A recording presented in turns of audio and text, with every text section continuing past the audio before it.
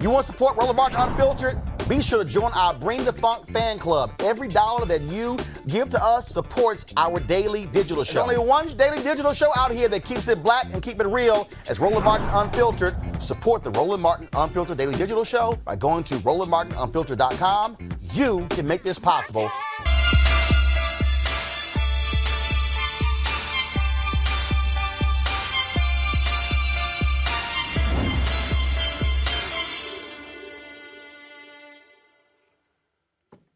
This month is American Heart Month, where the nation focuses on heart disease, the leading cause of death in the United States.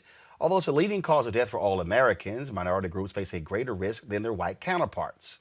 For example, African Americans can develop heart disease at a younger age. According to the Heart Foundation, 48% of African American women have heart disease and 44% of black men have some form of heart disease. Research has found that even among the growing middle and upper class black community, the rate of heart disease among black Americans is still greater than in white Americans who have a comparable socioeconomic status. Joining us now to discuss this is Coach Gessie Thompson, nutritionist and founder of the DETOX Now, and Stephanie Johnson, Vice President of Communications and Product Strategies with the American Medical Association. Glad to have both of you. Stephanie, I want to start with you. When we talk about strategies, when we talk about where to begin, obviously, typically for folks, this actually develops later in life. And so if we start doing things much earlier, it certainly helps us later. And so for folks who are 50 plus right now, what can they do now? And then we'll talk about folks who are much younger. So we should be doing everything that we, thank you for having me on the show, first and foremost. I really appreciate being here. But we should be doing everything that we can to be proactive. For so long, people in our community tend to deal with episodic care. So you're presenting with some pain, some ailment, and then you tend to go see a physician or what have you. But being proactive is huge. And it's not just the 50 and older. We have nearly 50% of women, black women over the age of 20, right, that have heart disease. That is not a good statistic. And we need to be doing all that we can to be able to support black women. And that is part of the work that I get to lead up at the AMA. Gessie? Yeah, so the key thing for us, when I was here last time, we talked about fibroids and how stress was a key determining factor as to why black women disproportionately experience them. Well, it's no surprise, Roland, that actually stress is one of the differentiating factors when it comes to heart disease as well, all right? So this is actually why I'm partnering with the Release the Pressure campaign that Stephanie it's part of her brainchild, actually. Because when we look at how we as a people live, we're pursuing success, and this thing is it's like a pressure cooker, this life that we're living, all right? And when we look at whether it's work, love, relationships, everything is on this grind. And think about life being like that pressure cooker. Without a release valve, it's gonna explode, right, Roland? Yep. So for us, when we look at the key things that are going to make the differentiators, it is the things that specifically create more time in between the decisions that we make, the things on our schedule, being intentional about actually cultivating self-care into our love, our work, our wellness, our pursuits overall, and looking at it as not something that we do as a byproduct or as something we get to do once in a while, but we do it as something that is intentionally a differentiating factor in terms of our success to create sustainable success in our lives overall, right? So that's been a key thing here with the Release the Pressure program that Stephanie created. I'd love for her to talk a little bit more about that. One of the things that Stephanie, I do want you to speak to is, so I saw this comment just a moment ago. This guy, who is Elijah James? Get off your asses, exercise, work out, and stop eating slave food. It's simple. Well, the reality is it's not simple. See, and I think people who say that, oh, no, it's simple. No, actually, it's not. Because there are a significant number of things impacting us that are also hereditary, okay? That we're born with, and you're not even understanding what your history is. Two, if you're living in areas where you have food deserts, it's not that simple. If you don't have the transportation to be able to go to a place to buy fresh fruits and vegetables, you can't augment or change your diet. And so, absolutely, you have personal responsibility in terms of what you can do. But we also have to factor in there are external factors that have nothing to do with your ability to maybe just get up and do it yourself. There are other things that have to also change in our communities. Yes, absolutely right. There are structural barriers that we have to overcome in order for us to have better outcomes. And that's what Release the Pressure is all about. Release the Pressure is personal for me because my mom suffered from congestive heart failure, and she passed away from it last year. I actually had my sister pass away 3 weeks prior to my mom from stroke. So it is something that has been prevalent in my family, and I have wanted to be proactive in ensuring that more women don't have to succumb to heart disease, that they can be proactive. And you're right, and Coach Gessie alluded to this, all of these other factors that overlay just our everyday day living as Black people that contributes to the stress, like this pressure cooker that she alluded to. So it is important that we do the things that allow our, that we take steps towards self-care, and we take time each day to release the pressures that bog us down. I watched my mom work 2 to 3 jobs. Rarely did I get her to see her doing some of the things that I incorporate into my life now so that my daughter can see me do those things. Counting the 10, relaxing, meditation, going for walks, but frequently taking time for self-care and teaching my daughter now that self-care is an act of self-love. All right, let's go to our panel for questions. I'll start with Julianne Malvo. So you talked about the pressure cooker that so many of us, Black women, Black people, live in. Much of it is external. It's not internal. Much of it is about the environment in which we live. How can we empower ourselves to change that environment, or at least to survive in an environment that we know is hostile? I love that question because, it's really about squatting up, in terms of getting who our tribe is, who we surround ourselves with, and the kind of practices that we build into our everyday lives. All right. Because what you said is key. External factors are going to happen and they are going to be the same, right? Like I listened to the piece earlier about political social determinants and all the things that affect our environment. And, we do have to collaborate, galvanize, and activate our voices to exert our power and make change to that. But you know what we can change every day? Every day we can be very intentional about the toxicity we allow in our lives, everything from relationships to the food that we're eating to specifically, when we look at the thing that we're doing this Saturday, we're having an event called the Galentine's Day National Virtual Vision Board Party.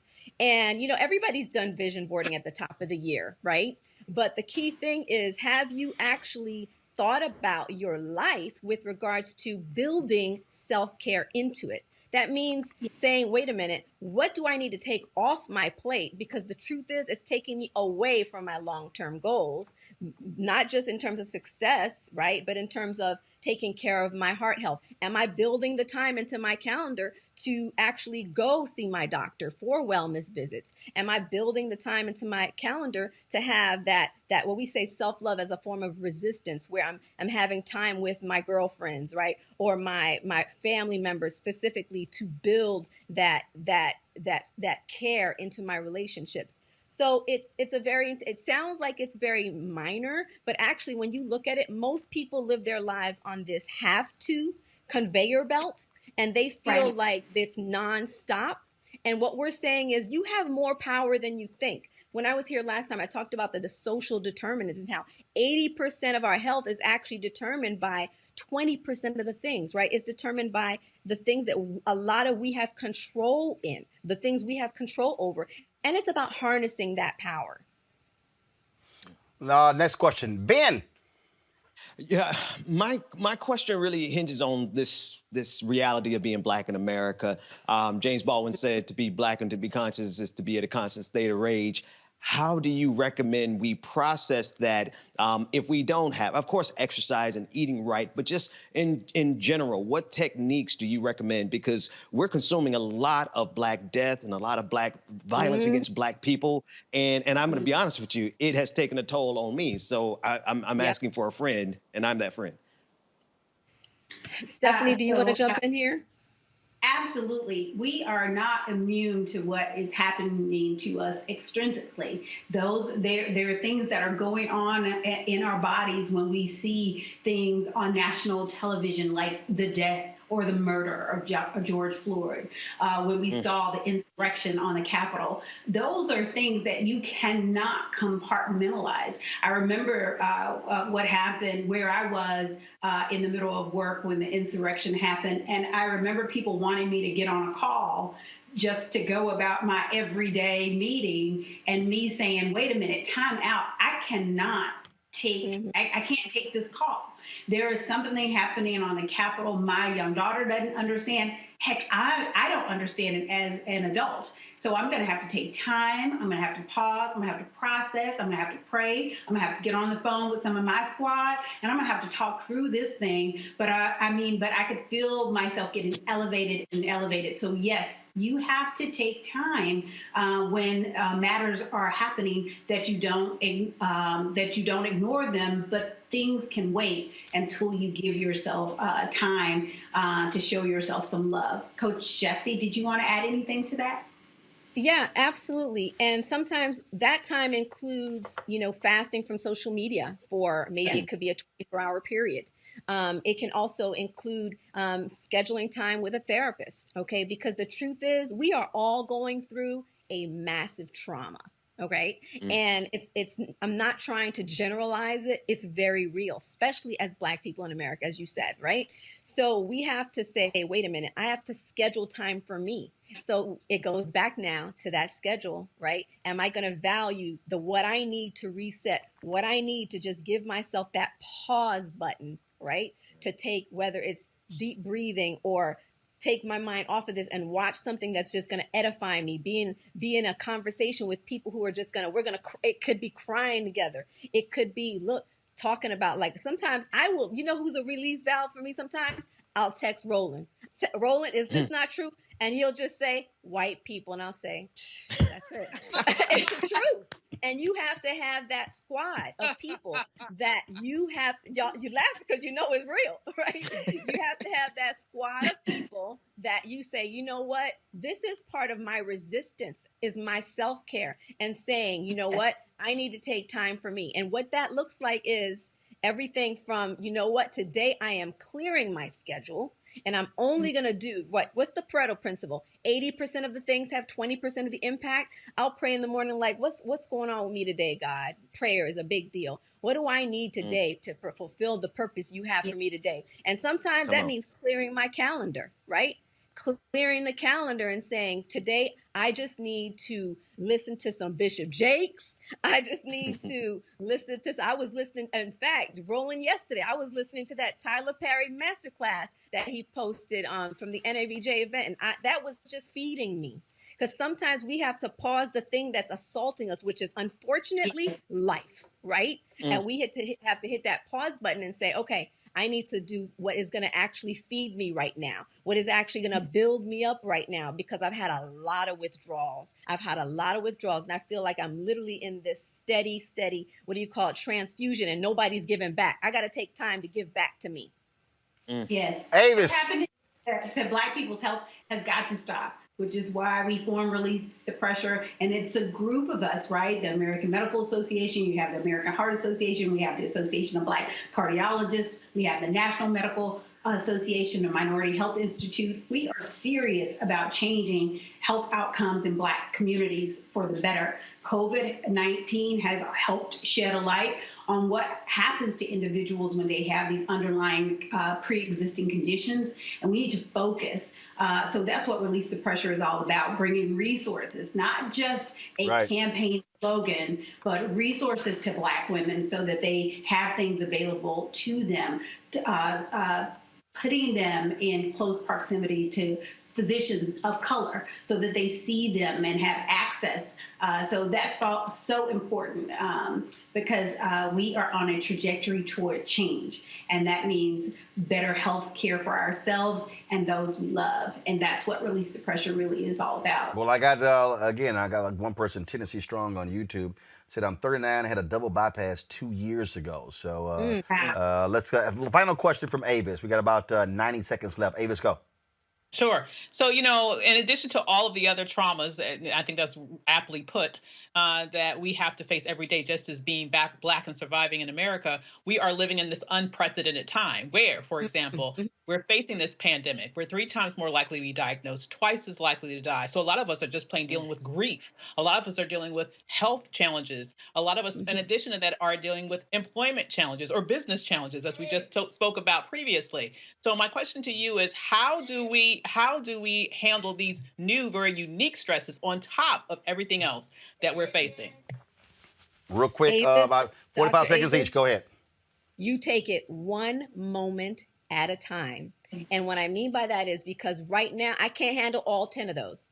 I have to handle the one right now that is really having the most impact on me, right? So if we can, I do want to end just inviting everybody to register for this event that we're doing on Saturday. It's a free virtual vision board party, and it's national, and it's with guests, live music, because live music helps us to unwind. I hear Roland Martin's jams in the car all the time. Live music does that with Olivia Dope.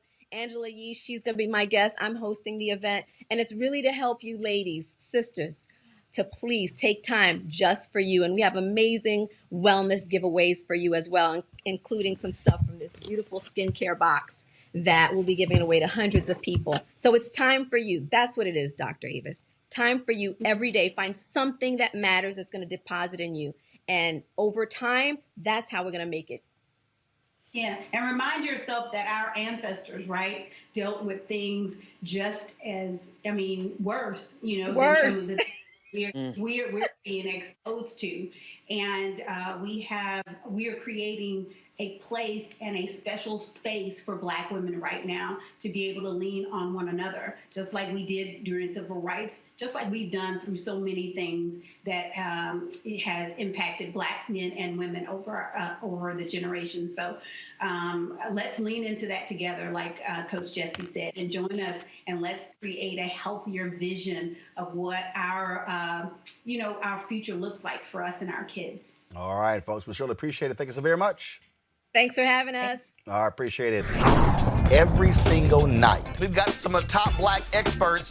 You're not going to see them on cable news or broadcast news because you swear Black people aren't experts when it comes to this health crisis. That's why we have this show and why we do what we do every day on Roland Martin Unfiltered. Joining us right now is retired General Russell Honore, the nation's first Black Surgeon General, Dr. Joycelyn Elders. John Hope Bryant, he is the founder of Operation Hope. Senator Kamala Harris of California, Dr. Sadrina Calder, retired General Lloyd Austin, Congresswoman Karen Bass, Commissioner Omari Hardick, Bureau President in Brooklyn, Eric Adams, Dr. Joseph Graves, America's Wealth Coach, Deborah Owens, Dr. Corey Hebert, Patel Salt, Howard University student, Pastor Jamal Bryant, Dr. Christy McDowell, Benja Ajilore, senior economist at the Center for American Progress, Gilda Daniels, again, author of the book, The Crisis of Voter Suppression in America. 4 stars, General Kip Ward. Dr. Oliver Brooks is president of the National Medical Association, president of the American Medical Association, Dr. Patrice Harris. Joby Benjamin, Dr. Alexia Gaffney, infectious disease specialist, Dr. Georges Benjamin, executive director of the American Public Health Association, Malcolm Nance, family medicine physician, Dr. Jen Caudle, Dr. Tashaka Cunningham, a molecular biologist, Kat Stafford. She's a national race and ethnicity reporter for the Associated Press. Dr. Wayne A.I. Frederick, who is the president of Howard University, Congresswoman Yvette Clarke from the state of New York, William Spriggs, AFL-CIO economist, Andrea James, executive director of the National Council for Incarcerated and Formerly Incarcerated Women and Girls. All right, let's go to Capitol Hill. Congressman Gregory Meeks, Congresswoman Eddie Johnson of Texas, Congresswoman Barbara Lee, Minnesota pediatrician Amy Klobuchar, mental health clinician Jamie Singletary, Prince George's County State's Attorney Aisha Braveboy, as well as Dylan Hayrie, ACLU Justice Division strategist. Dr. Cindy Duke, she is a virologist. Principal Steve Perry of Capital Prep. Health and wellness specialist Dr. Yolandra Hancock. Desmond Meade, president of the Florida Rights Restoration Coalition. Cliff Albright, who is the co-founder of Black Voters Matter. Michael Harriot with the group. The Mina McWhorter, founder of Love by the Hand. Dr. Julianne Malvo, economist, president, Emerita Bennett College. Coroner Michael Fowler is the mayor of Atlanta. Keisha Lance Bottoms, mental health therapist Suzette Clark. Justin Gibney, attorney and political strategist, and Bishop Vincent Matthews Jr. Dr. Suzette McKinney, CEO and executive director of the Illinois Medical District. Dr. Leon Madugal, president-elect of the National Medical Association. Jana Bailey, mayor of Moss Point, Mississippi. Mario King. We're going to keep driving this thing to make sure our people are fully aware, safe, protected from coronavirus. You getting the top medical experts, the top business experts, top political experts, top religious experts, because that's why we do what we do.